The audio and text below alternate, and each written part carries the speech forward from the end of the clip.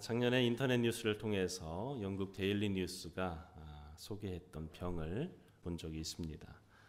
프로제리아라는 병인데 허친슨 길보드 증후군이라고도 알려져 있죠. 아마도 사람의 이름을 딴 병인 것 같습니다. 우리가 친숙한 용어로는 소위 졸업병이라고 얘기합니다. 무슨 말입니까? 빨리 늙는 병이라는 거죠. 이 병은 특징이 아이들에게만 생기는 병인데 성장은 멈춰버리고 아이가 늙어가는 것입니다. 그런데 더 신기한 것은 늙는데 이 세포 조직이 너무 빨리 늙어서 일반인보다 8배 내지 10배가량 빨리 늙어버린다는 것이죠. 그래서 아이의 외모는 10살인데 이미 신체적 나이는 80세, 70세가 되어지는 경우들이 있다고 얘기합니다. 지금까지 전 세계에서 이 졸업병 환자들이 그렇게 많지는 않습니다. 통계적으로 우리가 정확히 가릴 수는 없지만 공개되어진 내용으로는 한 100여 명가량 정도밖에 되어지지 않는 아주 희귀한 병이죠.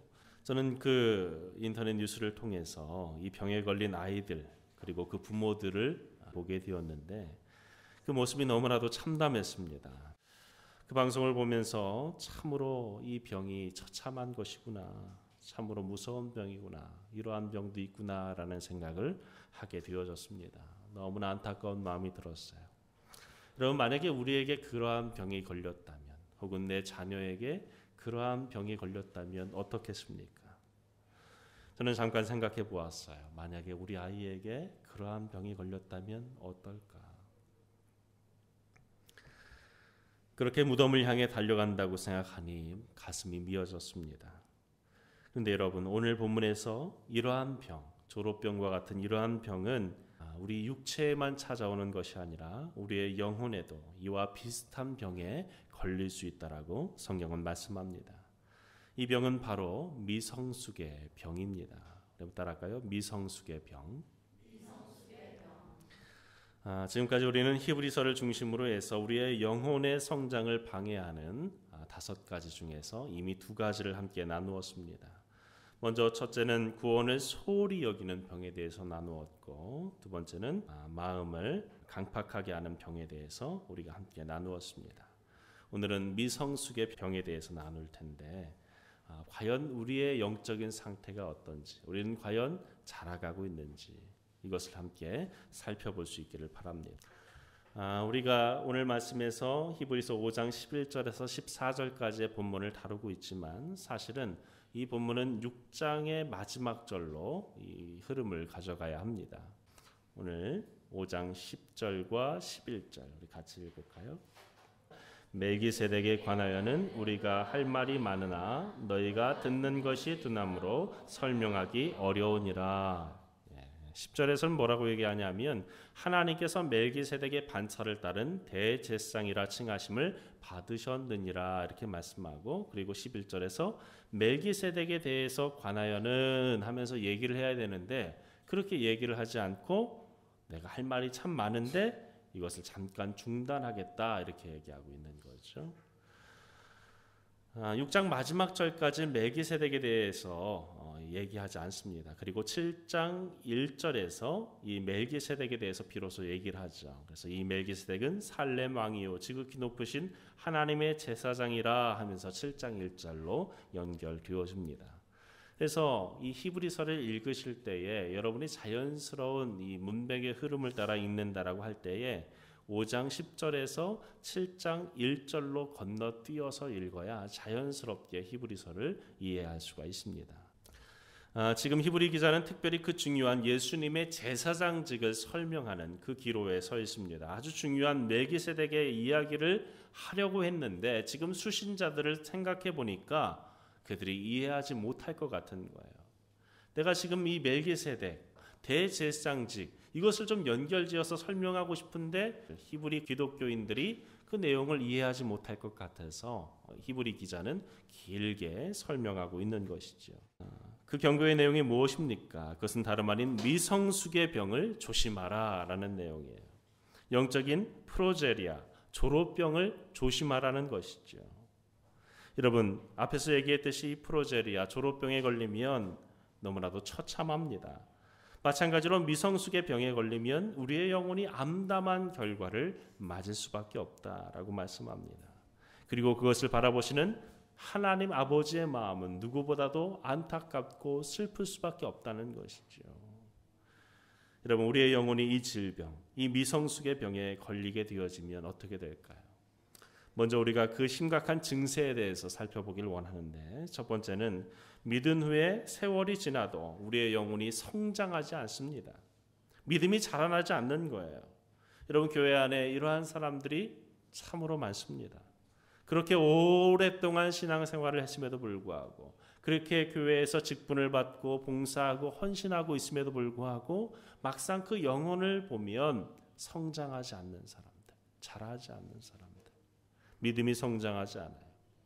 두 번째 증세는 영이 쇠약해져서 메말라 버립니다. 오늘 제가 소개해드린 그 병과 같이 우리의 영혼이 점점점 메말라 가버리는 것이죠. 여러분, 우리 그리스도인들이 이 병에 걸리게 되어지면 나 자신에게만 어려움이 오는 것이 아니라 그것을 바라보는 교회 안의 지체들과 또 영적인 부모인 하나님의 마음을 가장 아프게 해드리는 무서운 질병이라고 성경은 말씀합니다. 오늘 12절 말씀 다시 한번 읽어볼까요? 12절 시작. 때가 너희가 마땅히 선생이 되었을 터인데 너희가 다시 하나님의 말씀의 초보에 대하여는 누구에게서 가르침을 받아야 할 처지이니 단단한 음식은 못 먹고 젖이나 먹어야 할 자가 되었도다. 여기서의 그들의 문제는 뭐였습니까? 젖이나 먹고 있다라는 그 현실이 그들의 문제였다라는 거예요. 여러분, 어머니 품 안에서 아기가 젖을 먹는 것은 지극히 자연스럽고 또 아름다운 일이지요. 그런데 중요한 것은 뭡니까?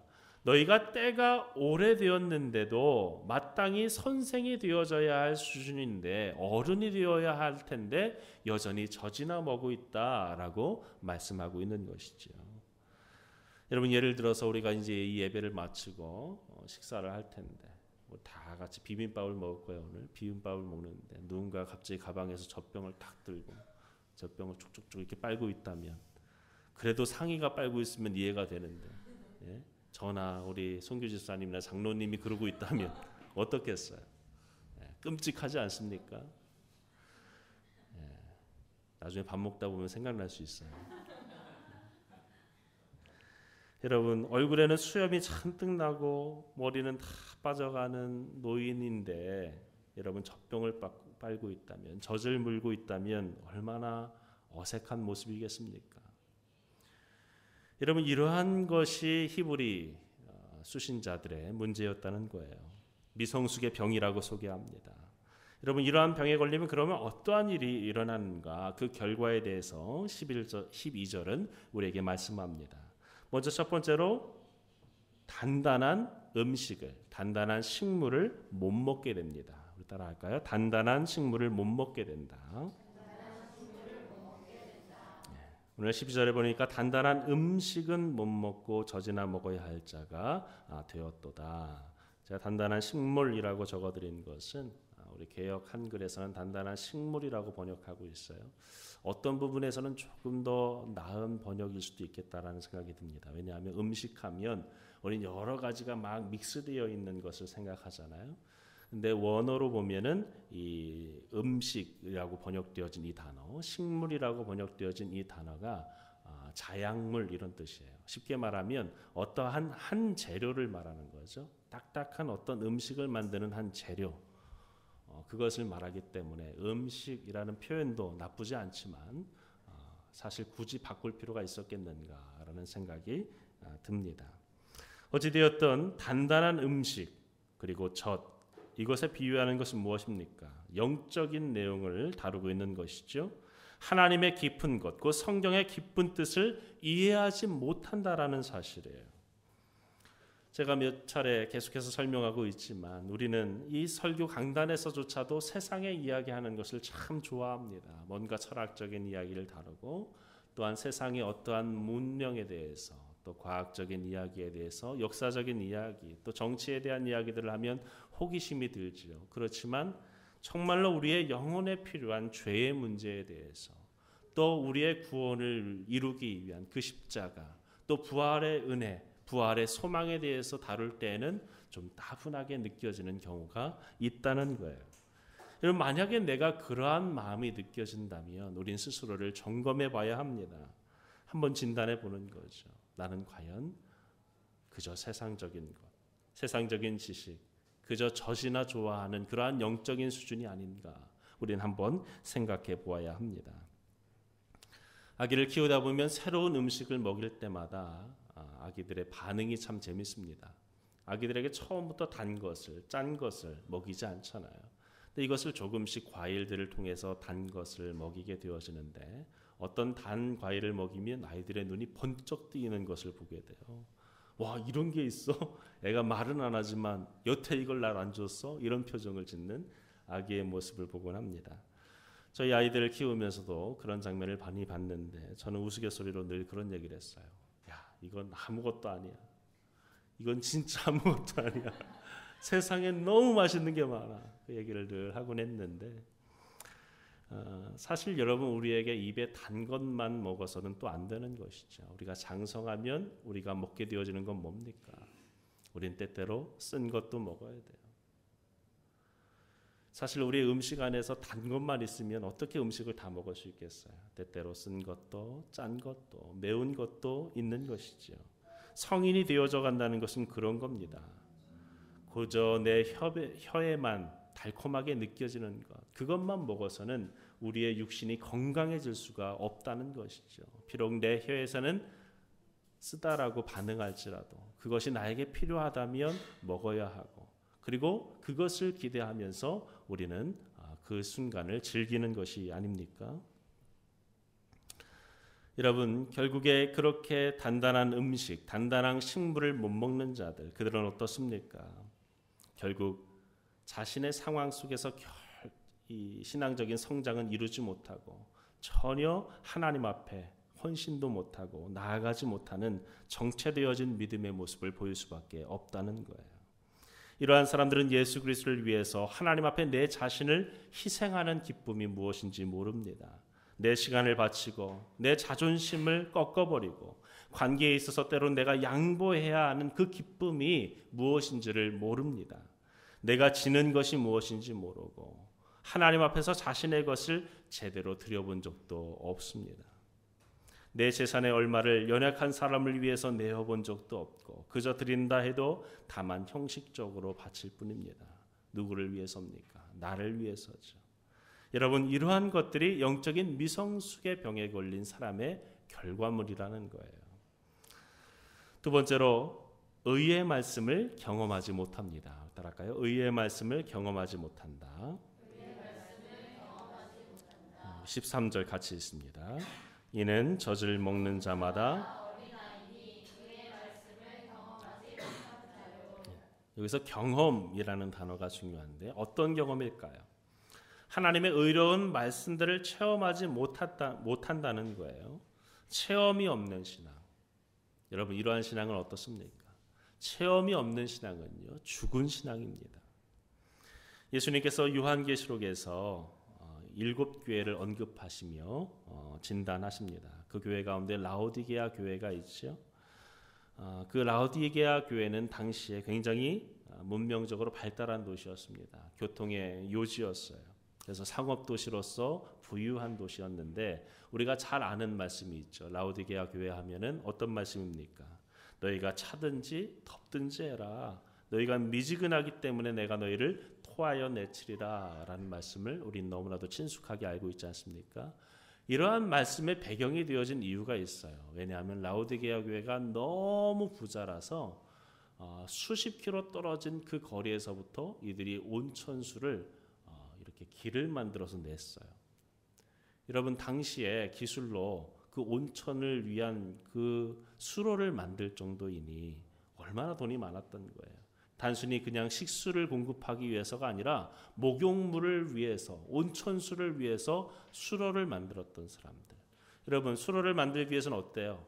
높은 곳에서 낮은 곳으로 만들어야 되지 않습니까? 그래서 그 멀리 떨어진 데에 높은 다리로부터 시작해서 그것이 완만하게 라오디게아 시내로 흐르게끔 그들이 설계하고 만들었다는 거예요.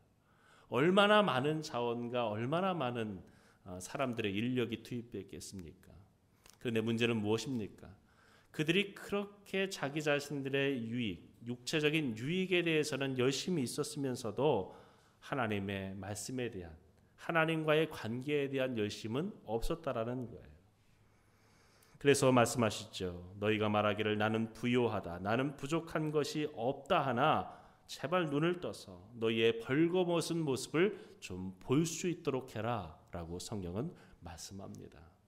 마치 그들이 그렇게 대단하고 풍요롭고 여유롭게 살아가는 것 같은데 하나님의 눈으로 볼 때에는 그들은 마치 벌거벗은 것과 같다라는 거예요.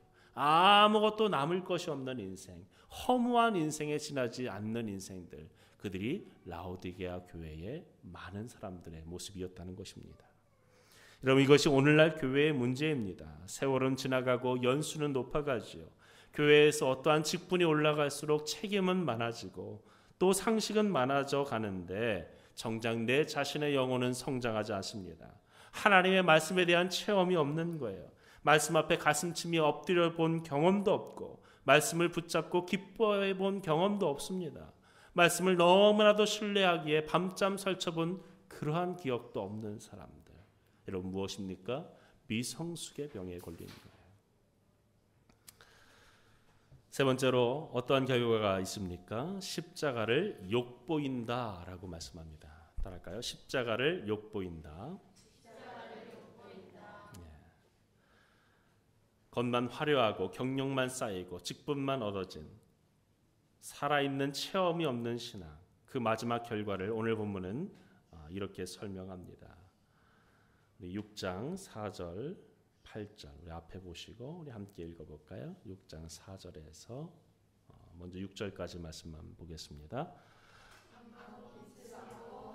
은사를 맛보고 성령에 참여한 바 되고 하나님의 선한 말씀과 내세의 능력을 맛보고도 타락한 자들은 다시 새롭게 하여 회개하게 할 수 없나니 이는 그들이 하나님의 아들을 다시 십자가에 못 박아 드러내놓고 욕되게 함이라. 여러분, 말씀도 알아요. 복음도 압니다. 찬송도 알아요. 다 압니다. 그런데 그 말씀의 능력을 체험하지 못하는 거예요. 적용하지도 못하고 말씀 안에서 살아나지 못하면 어떻게 된다고 말씀합니까? 십자가에 예수님을 다시금 못 박아 내어놓고 욕되게 한다라고 말씀합니다. 7절과 8절 말씀 같이 읽습니다. 시작. 땅이 그 위에 자주 내리는 비를 흡수하여 밭 가는 자들이 쓰기에 합당한 채소를 내면 하나님께 복을 받고 만일 가시와 엉겅퀴를 내면 버림을 당하고 저주함에 가까워 그 마지막은 불사름이 되리라. 여러분, 우리가 예배에 나와 이 자리에 앉아 있는 것이 사실 그렇게 대단하지 않은 일이 될 수 있다는 거예요. 우리의 신앙의 연수가 아무것도 아닐 수 있다는 거예요. 내가 집사인지 장로인지 어떤 직분을 가졌는지도 사실 그렇게 중요하지 않다라는 것입니다. 왜입니까? 내가 정작 내 믿음이 현재의 모습을 볼 때에 하나님 앞에 온전히 반응하지 못한다면, 내가 믿음으로 서 있지 못한다면, 어른으로서 성장하지 못하고 있다고 한다면 결국 우리는 어떻습니까? 엉겅퀴를 내는 자와 같다라고 말합니다. 아무짝에도 쓸모없는, 하나님께서 쓰시고 싶어도 그저 엉겅퀴밖에 나지 않는 그러한 밭이 되어질 수 있다라는 거예요. 예배 중에 은혜를 받습니다. 그러나 집에 가서는 어떻습니까? 엉겅퀴처럼 사는 거예요. 자녀들에게 함부로 합니다. 아내와 남편에게 마음의 상처를 주는 거예요. 직장에 가서 전혀 그리스도인답게 살지 못합니다. 정직하지 못해요. 그리스도인으로서 다른 이들에게 본이 되어지지 못합니다. 오히려 다른 사람들에게 상처를 입힙니다. 정죄합니다. 어떤 사람입니까? 엉겅퀴를 내는 자입니다. 담임 목사가 부담스러워하는 세 가지 성도 유형이 있습니다. 첫 번째가 뭔지 아세요? 1번 신학 공부한 장로, 2번 40일 금식 기도한 권사, 3번 수억 원의 돈을 헌금한 집사. 목사가 제일 부담스러워하는 3종 세트입니다. 다행히 우리 교회는 이런 분들이 없어서 감사한데, 저는 지난 부목회 생활을 포함해서 지난 10수년의 목회 생활을 통해서 제가 느낀 것은 무엇인가? 교회 안에서 정말로 가슴 아프게 하는 성도들의 모습은요, 새 신자가 아니더라는 거예요. 처음 와서 신앙생활을 시작하는 사람들이요, 목회자 마음 속썩이지 않습니다. 오래된 신자들, 교회에서 가장 어려움을 끼치는 자들이 그렇다는 거예요. 여러분, 교회 안에 상처를 내는 사람들을 잘 관찰해 보세요. 신앙의 연수는 찰 대로 차 있습니다. 직분은 또 받은 대로, 또 지식도 많은 사람들이에요. 그러나 그 영혼이 성장하지 않는 그러한 자들이 교회를 어지럽게 하고 힘겹게 하는 경우들을 우리는 종종 보게 됩니다. 여러분, 이 모두가 미성숙의 병에 걸린 거예요. 여러분, 오늘 이 말씀을 대하면서 우리 자신의 모습을 한번 들여다볼 수 있기를 바랍니다. 과연 나는 어떤가? 정말 나는 괜찮다라고 그렇게 진단을 내릴 수 있는가? 한번 생각해 볼 수 있기를 바랍니다. 혹여 습관적으로 내가 예배에 나오고, 혹여 내가 남을 비판하고 정죄하고 부정적인 말을 하는 것이 내 삶의 모습, 삶의 많은 부분의 모습이라고 한다면 오늘 이 말씀을 여러분의 가슴에 새기시기를 바랍니다. 그래야 진정 성령 하나님의 도우심을 얻어서 우리의 마음을 조명함을 입어서 그저 자라지 않는 영혼이 아니라 성장하는 믿음의 삶을 살아갈 수 있기를 간절히 축원합니다. 그렇다면 이 미성숙의 병은 왜 걸릴까? 첫째는 듣는 것이 둔할 때입니다. 따라할까요? 듣는 것이 둔할 때. 11절 말씀 다시 같이 읽어볼까요? 시작. 멜기세덱에 관하여는 우리가 할 말이 많으나 너희가 듣는 것이 둔함으로 설명하기 어려우니라. 듣는 것이 뭐하다고요? 둔함으로, 이렇게 얘기해요.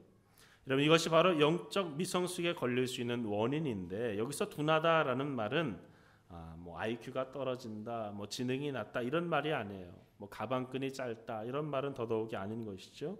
여기서 둔하다라는 말은 헬라어로 노드로스라는 단어인데 두 단어가 합쳐진 겁니다. 그래서 no push, 우리말로 얘기하면 태만하다 이런 뜻이에요. 같은 단어를 6장 12절에서는 어떻게 번역하냐 하면 게으르다라는 단어로 번역하고 있습니다. 그러니까 여기서 얘기하는 둔하다라는 것은 뭘 의미하는 것입니까? 게으른 것을 말하는 거예요. 곧 영적으로 게으른 것을 말하는 것이죠. 하나님의 말씀을 듣는 데 있어서 어떻다는 거예요? 게으르다는 거예요. 하나님의 말씀을 실천하는 데 있어서 어떻다는 것입니까? 게으른 것입니다. 내 영혼을 성장시키기 위해서 무언가 해야 되는데 그러한 마음의 동기와 열정이 없고 도리어 게으르다라는 것을 성경은 말씀합니다. 이렇게 우리에게 하나님의 말씀에 대한 열정의 마음이 식어질 때 우리는 결국 미성숙의 병에 걸릴 수밖에 없다. 우리 베드로전서 2장 2절 말씀 우리 같이 읽어볼까요? 시작. 갓난 아이같이 순전하고 신령한 젖을 사모하라.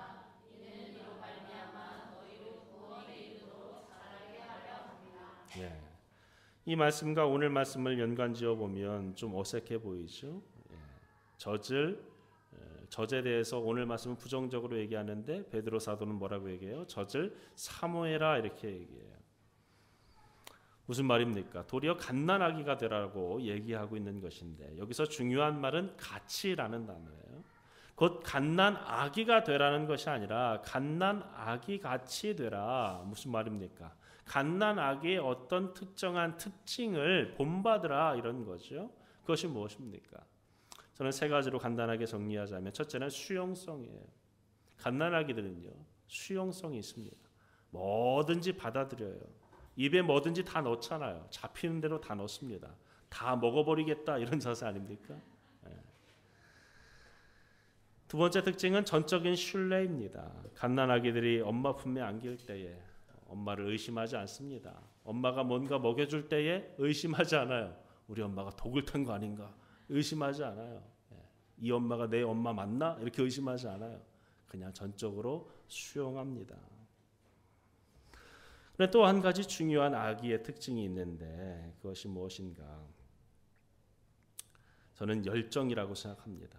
여러분, 갓난아기가 태어나면 기쁩니다.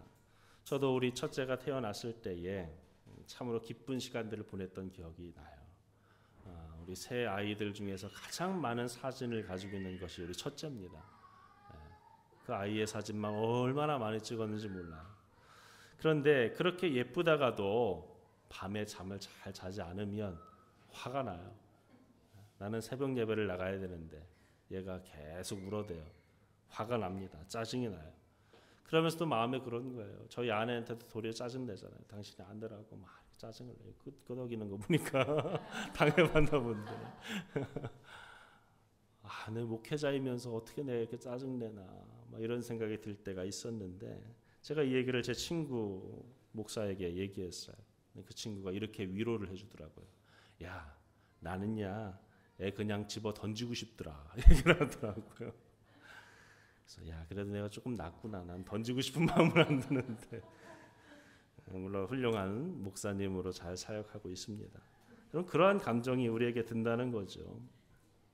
근데 아기가 울 때 왜 웁니까? 배고파서 우는 거잖아요. 배고파서 울 때 먹을 걸 딱 주면 뚝 그쳐요. 그런데 막 우는 아이한테 야, 내일 내가 꽃배기를 줄게. 내일 더 좋은 걸로 줄게. 얘기하면은 애가 알아듣습니까? 아니죠. 줄 때까지 웁니다. 줄 때까지 울어요.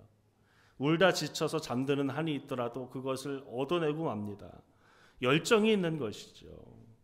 여러분, 우리의 영적인 삶도 마찬가지라는 거예요. 이런 어린 아기와 같은 열정이 있어야 돼요. 여러분, 우리가 1년 한 해 동안 여러분의 예산을 한번 계산해 보세요. 내가 수십만 원, 수백만 원의 돈을 여행과 내 여가 시간을 위해서 사용하는데 과연 나의 영적인 생활을 위해서 나는 과연 얼마만큼의 시간과 물질을 투자하고 있습니까? 여러분, 열정이 없는 거예요. 우리에게 이러한 열정이 필요합니다. 여러분, 하나님의 말씀을 사모하십시오. 말씀에 대한 깨달음이 얻어질 때까지 구하시길 바랍니다. 우리 지체들 가운데도 어떤 것이 궁금하면 저한테 연락하는 지체들이 있는데 저는 너무 반가워요. 그런 질문들을 할 때마다 당혹스럽고 뭐 이런 느낌이 들지 않아요. 저는 참 기쁩니다. 때때로 제가 잘 모르는 것을 물어볼 때도 있어요. 그러면 더 기쁩니다.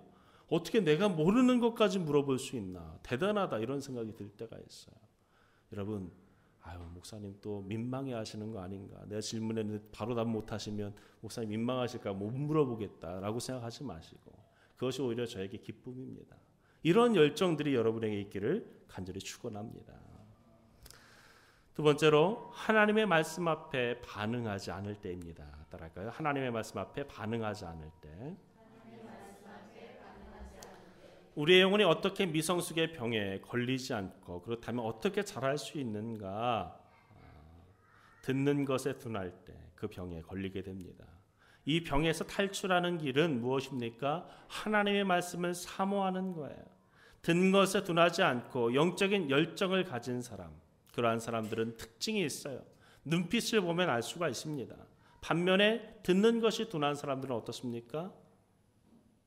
그들은 전혀 반응이 없어요. 저는 개인적으로 우리 성도들과 말씀을 나눌 때 보면 어떻게 이렇게 참 다를까 이런 생각을 할 때가 있어요. 제가 여러분과 최소한 여기 있는 모든 사람이 저하고 세가적 교육 이런 거 다 해봤잖아요. 같이 어떤 신앙적 교육들을 다 해봤는데 사람마다 다 다릅니다. 어떤 사람은 정말로 말하는 것 한마디 한마디가 스폰지처럼 쏙쏙 빨려 들어가는 사람이 있어요. 설교 강단에서도 마찬가지입니다. 물론 전달하는 저의 책임도 있지만 마음밭이 얼마나 중요한지를 이 자리에 서 보시면 여러분이 잘 아실 거예요. 눈빛만 봐도 알 수가 있어요. 여러분, 그런데 우리에게 이러한 반응이 나날이 일어나야 되는데 점점 사라져간다는 것이 문제입니다. 왜입니까? 너무나도 익숙하기 때문에 그래요. 담임 목사들이 참 힘든 게 그거예요. 내 성도 은혜 받게 하기가 그렇게 힘든 거죠. 사실 담임 목사들마다 다른 데에 집회 가기를 좋아하는 분들이 많아요. 다른 교회에서 초청받으면 막 좋다고 가시는 분들 진짜 많거든요. 왜 좋아할까요? 가면 뭐 사례비 주니까 좋아할까요? 아닙니다. 사실 뭐 목사님들이 가서 사례비를 바라고 하시는 경우들이 얼마나 있겠어요. 가면요 반응이 달라요. 다른 교회 목사님 왔다 하면 눈빛부터가 달라요. 받아들이는 자세가 달라요. 제가 똑같은 설교를 가지고 다른 옆 교회에서 하면 또 달라요. 익숙한 거죠. 너무나 익숙해져 버리는 거예요. 여러분, 이러한 익숙함이 우리에게 오히려 해악이 될 수 있습니다. 오늘 제가 전하는 이 말씀, 또 매주마다 전해지는 그 말씀, 지난번에도 했던 얘기구나, 자주 하는 얘기구나 라고 듣지 마시고 마치 처음 듣는 것처럼, 처음 내 마음에 받아들이는 것처럼 그러한 열성을 가지고 수용할 수 있는 여러분 되기를 간절히 축원합니다. 그렇다면 우리가 이 미성숙의 병을 어떻게 고쳐야 되는가, 우리 짤막하게 함께 나누길 바랍니다. 첫 번째로, 옳은 음식을 스스로 먹어야 됩니다. 따라할까요? 옳은 음식을 스스로 먹어야 한다. 네. 쉽게 말하면 나이에 맞는 음식을 스스로 섭취할 수 있어야 됩니다. 갓난아기는 우유를 먹어야 되죠. 그러나 연수가 오래되어지면 이제 우유만으로 되어지지 않는 거예요. 조금 더 성장하면 밥을 먹고 반찬을 먹고 또 우리가 좋아하는 고기도 먹는 거죠. 과일도 채소도 먹어야 됩니다. 특별히 중요한 것은 어릴 때는 어떻게 돼요? 엄마가 다 떠먹여 줍니다. 그렇지만 나이가 들어서는 어때요? 지금도 어머니가 떠주시는 밥 먹는 분 없잖아요. 스스로 먹지 않습니까? 스스로 찾아서 먹는 거예요. 이것이 성인의 특징이에요. 우리 아이들이 저한테 별명을 붙여준 게 있어요. 밤의 황제다. 이렇게 밤이 되면 아빠 세상이 된다는 거예요. 자기들은 다 재워놓고 아빠는 맛있는 거 먹고 막 이런다고. 우리 아빠는 밤의 황제예요. 막 이래. 제가 그때마다 하는 얘기가 있어요. 억울하면 빨리 우리 집 나가서 어른 되라. 이렇게 얘기해요. 어른이 된다는 건 그거잖아요. 스스로 내가 하고 싶은 것, 내가 먹고 싶은 것을 스스로 찾아서 하는 거 아닙니까? 그것이 어른이 된 거죠. 그런데 한국 교회 안에 질병이 있는데 그것이 무엇인가? 한국 교회 안에서는 스스로 먹는 것이 없다는 거예요. 스스로 섭취할 줄을 몰라요. 자구책이 없다라는 것이 오늘날 한국 교회의 문제입니다. 예배는 참으로 한국 사람들이 사모합니다. 새벽 예배, 주일 예배, 수요 예배, 금요 철야 예배, 물론 우리 교회 대부분 없는 예배들이지만 한국 사람들 얼마나 사모합니까? 그렇게 일주일에도 10번이 넘는 예배를 그렇게 사모함으로 참여하는데 정작 자신의 삶에 돌아가면 영적인 삶을 위해서 내가 할 수 있는 것이 아무것도 없어요. 그냥 할 수 있는 거라고는 그냥 설교 다시 듣고 설교 메모한 거 다시 보고 이게 전부라는 거죠. 여러분, 여러분의 신앙이 거기에 멈춰 있어서는 안 됩니다. 여러분, 우리 교회는 매주마다 제가 묵상지를 여러분에게 드리잖아요. 제가 해드리면서도 마음에 회의가 들 때가 있어요. 과연 우리 교인들이 얼마나 이걸 볼까? 종이 낭비는 아닐까? 데일리 메시지를 녹음해서 보내면 카운트가 다 됩니다. 여러분 모르겠지만 우리 교인은 몇십 명인데 카운트는 5명, 6명 이렇게 돼 있어요. 마음에 회의가 들어요. 나는 하루에 몇 시간이 걸려서 했는데 듣질 않아. 이걸 과연 해야 되나? 그래도 하고 있잖아요. 진 목사는. 이런 말씀 묵상을 하셔야 됩니다. 정말 하셔야 돼요. 여러분이 만약에 무인도에 떨어진다 하더라도 스스로 여러분의 영적인 삶을 이뤄갈 수 있어야 돼요. 여러분, 우리의 인생이 어떻게 될지 모르는 인생입니다. 어찌 될지 모르는 인생 속에서 언제까지 목사가 전해주는 말씀으로만 여러분의 영적인 삶이 유지되어서는 안 된다라는 거예요. 제가 늘상 설교에 대해서도 얘기하잖아요. 제가 여러분에게 전해주는 그 설교, 예전에 성도들은요, 목사가 얘기만 하면 아멘, 아멘 했어요. 그래서 아멘 경쟁이 붙잖아요. 무슨 말만 해도 아멘, 옆에서는 뭐 더블 아멘이에요. 아멘, 아멘. 더 심한 사람은 아멘, 아멘, 아멘 이렇게 세 번 하잖아요. 경쟁이 붙어서. 이런 목사가 하는 말들이 다 아멘으로 받아들일 수 있나? 여러분, 저는 그렇게 확신합니다. 진 목사가 전하는 것이요, 100% 다 맞지 않아요. 감히 말씀드립니다. 그럼 여러분 어떻게 됩니까? 여러분이 다 판단하고 가리고 이러라는 게 아니에요. 설교라는 것은 이런 거예요. 제가 전해주는 그 100이 여러분이 스스로가 묵상하고 또 말씀을 보고 연구하고 깨달은 그 말씀과 동의가 되어져서 하나님 앞에 목사님이 하신 그 말씀이 동의가 되어집니다. 믿어집니다. 아멘이라고 해야 그것이 하나님께서 받으시는 거예요. 무슨 말을 해도 그냥 아멘 아멘 한다고 하나님 받으시는 예배의 설교 시간이 아니라 내 마음의 전적인 동의. 여러분에게 전적인 동의가 일어나기 위해서는 어떻습니까? 여러분의 평소의 삶 속에 묵상이 일어나야 돼요. 성경을 알아야 됩니다. 그러한 삶이 이어진 후에야 말씀에 정말로 전적인 동의로서 아멘할 수 있는 거죠. 오늘날 목회자들은 성도들이 너무 똑똑해지면 안 된다고 얘기합니다. 여러분, 저는요, 우리 성도들이 더 똑똑해졌으면 좋겠어요. 말씀에 대해서 여러분들이 탁월한 성도들이 되기를 저는 정말 간절히 바라고 있습니다. 여러분, 혼자 기도할 수 있어야 되고 혼자 말씀을 연구할 수도 있어야 되고 혼자서 여러분의 영적인 삶을 이뤄갈 수 있어야 됩니다. 두 번째로 올바른 연습을 해야 합니다. 따라할까요? 올바른 연습을 해야 한다. 13절 같이 읽을까요? 시작. 이는 젖을 먹는 자마다 어린아이니 의의 말씀을 경험하지 못한 자요. 경험에 대해서 이전에도 얘기했죠. 이 말은 하나님의 말씀을 생활에 적용하라는 거예요. 말씀을 읽다가 성령님께서 우리 마음에 뭔가 찔러주시는 말씀이 있다면 그것을 그냥 좋은 말씀이구나 라고 그냥 말씀에 담아두는 것이 아니라 내 삶 속에 적용하고 내 삶을 바꾸기 위해 애써야 한다는 거예요. 여러분, 그것이 경험입니다. 여러분, 우리가 운동을 배워도 그렇잖아요. 테니스라는 운동을 하나를 배우더라도 우리가 그것을 잘 하려면 어떻습니까? 물론 교본을 먼저 볼 수 있어요. 스윙은 이렇게 하는 거구나. 서브는 이렇게 넣는 거구나. 자세는 이렇게 해야 되는구나. 여러분, 책만 보고 그러고 경기 나가면 잘합니까? 아니죠.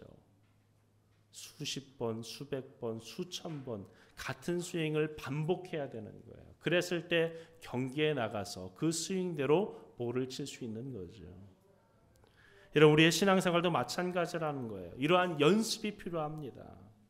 내가 다 아는 것 같죠. 내가 시험과 환난에 닥쳤을 때 어떻게 해야 되는지 여러분 다 아는 것 같죠. 그래요, 다 압니다. 문제는 뭡니까?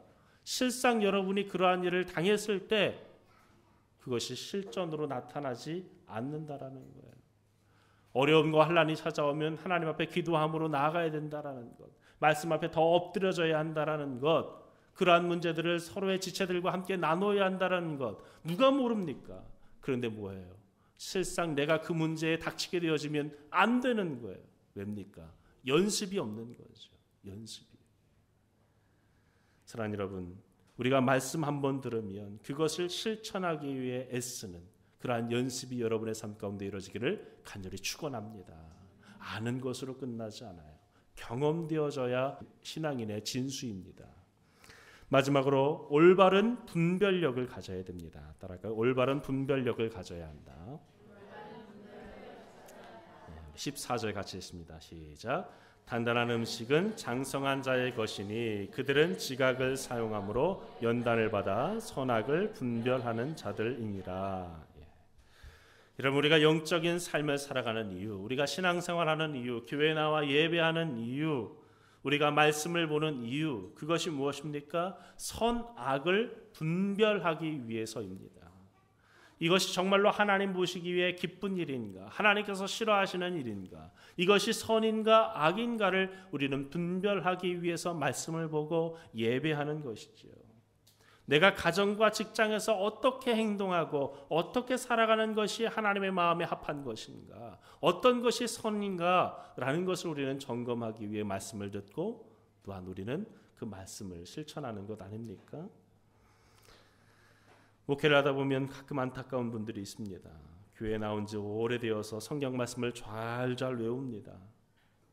찬송가도 수백 곡을 외우는 것 같아요. 그런데 그 사람의 곁에 누군가 다가가기만 하면 상처를 받는 사람이 있어요.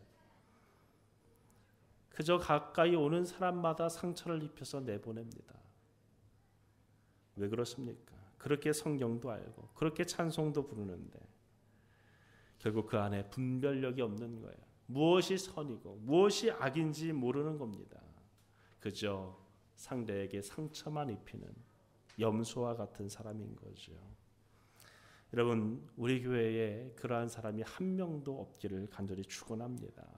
선악을 분별할 줄 아는 우리 오롯이 교회 공동체가 되기를 간절히 축원합니다. 14절 마지막에 연단을 받아 이렇게 얘기해요. 연단을 받아. 특별히 지각을 사용해라 이렇게 얘기합니다. 지각을 사용함으로. 저는 우리 목회 안에서 또 우리의 신앙 안에서 지각이 굉장히 중요하다고 생각해요. 지성이 중요하다고 생각합니다. 세상의 사람들이 우리 신앙인들을 바라볼 때 조금 지각적이지 않다고 생각합니다. 뭔가 신비적이라고 생각해요. 그러나 여러분, 기독교의 역사 속에서 이러한 평가를, 이러한 대접을 받았던 역사가 없어요. 원래 신앙인들은요, 기독교인들은요, 지성인이라고 불려졌던 사람들입니다. 어느 시대에나 그랬었어요. 근데 오늘날 사람들이 우리 교회를 바라볼 때 어떻습니까? 정말로 우리를 향해서 지각을 사용할 줄 아는 사람, 정말로 상식이 통하는 사람들, 그렇게 과연 교회를 바라보고 있는가? 저는 이러한 부분에서 참으로 안타깝습니다. 또한 중요한 것은 무엇입니까? 지각을 사용함으로 연단을 받아 이렇게 얘기해요. 무엇입니까? 그냥 되어지지 않는다라는 거예요. 연단이 필요하다는 것입니다. 선악을 분별하여 살아간다는 것이요, 그냥 거저 되어지는 것이 아니에요. 연단의 과정이 되어진다라는 사실입니다. 제가 한 번은 어느 한 집사님을 만났는데 선글라스를 이렇게 끼고 왔어요. 선글라스를 끼고서 실내에 들어왔는데도 안 벗길래 왜 안 벗으세요 했더니 슬쩍 이렇게 보여주시는데 눈이 이렇게 멍들었어요. 파랗게 멍들었어요.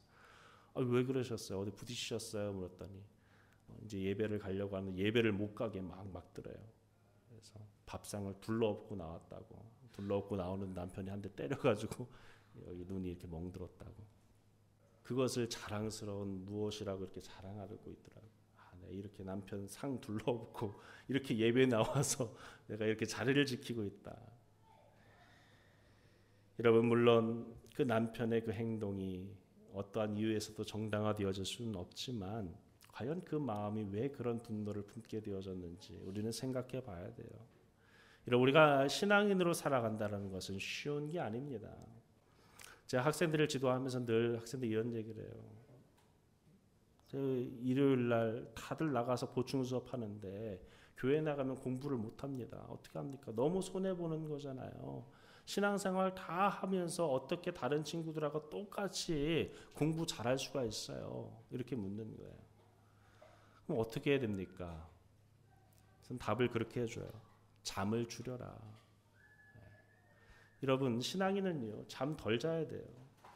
우리가 믿음 생활을 하고 신앙 생활을 하는 만큼 이 시간이요, 우리가 다른 사람들은 그냥 이 시간들을 보내는 게 아니잖아요. 무언가 하잖아요.